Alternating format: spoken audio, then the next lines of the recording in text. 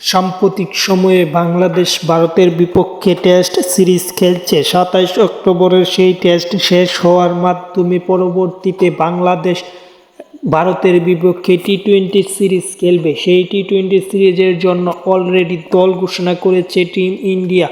বাংলাদেশের বিরুদ্ধে জাতীয় বা ভারতীয় দলের সম্ভাব্য রূপ একাদশটায় আমরা দেখে নিব। তার আগে যারা এখন পর্যন্ত চ্যানেলটি সাবস্ক্রাইব করেননি তারা চ্যানেলটি সাবস্ক্রাইব করে পুরো ভিডিওটা দেখেন, তাহলে জানতে পারবেন সেই স্কোয়াডে কারা কারা আছে।